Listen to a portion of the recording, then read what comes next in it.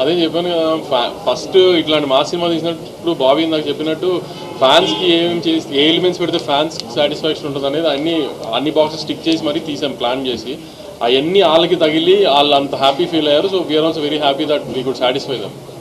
Production values కానీ ఒక డిజిటల్గా అంటే డాన్స్ సీక్వెన్స్ హాలీవుడ్ సినిమా చూస్తున్న ఫీల్ కలిగింది.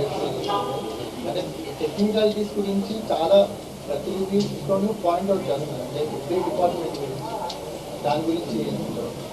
అదే ఒక ఇలా బాలకృష్ణ గారు ఒక larger than life mass cinema తీస్తున్నప్పుడు అలాంటి మాస్ సినిమాలో కూడా ఒక డిఓపి వర్క్ గురించి, తమన్ గారు స్కోర్ అంటే ఓకే, ఒక డిఓపి వర్క్ గురించి ఇట్లా శాండ్ స్టామ్లో ఇప్పుడు యుగంధర్ క్రియేట్ చేశారు ఇప్పుడు అసలు విఎఫ్ఎక్స్ ఇట్లా వాటి గురించి మాట్లాడుతున్నారంటేనే మేము దాని మీద ఎంత ఎఫర్ట్ పెట్టాము చూడ. ఒక మా సినిమాకి కొత్త పర్సెప్షన్ లేకపోతే కొత్త ఈ థాట్ ప్రాసెస్ ఇద్దామన్న ఉద్దేశంలో ట్రై చేసాం గట్టిగా, అది వర్కౌట్ అయింది బాగా.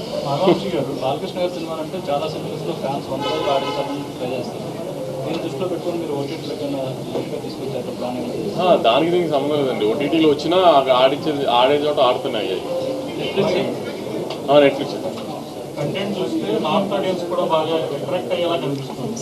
అది ఓన్లీ ఓటీటీ రిలీజ్ చేస్తారా, హిందీ లేకపోతే థియేటర్ ఆలోచన ఉన్నాం? అంటే ఈ రిజల్ట్ వచ్చిన డేస్ నుంచి ఈ బస్కి డిస్ట్రిబ్యూటర్స్ అడిగారు 17th చేద్దామని, అదే ప్లాన్ చేస్తాం. సెన్సార్ ఫార్మాలిటీస్ అని టైం అవ్వకూడదు, 17th ఇచ్చేద్దామని తమిళ హిందీ. మీరు హిట్ అయితే కార్టూన్ లాగా చేసేస్తాం. దీనికి యాక్చువల్లీ సీక్వెల్ కాదు, ప్రీక్వెల్ ప్లాన్ చేస్తున్నాము. ఆ హార్స్ మీద హెడ్లెస్ ఉంది కదా, అదొక హీరోని చేసి దాన్ని ప్రీక్వెల్ చేద్దామని ట్రై చేస్తున్నాం.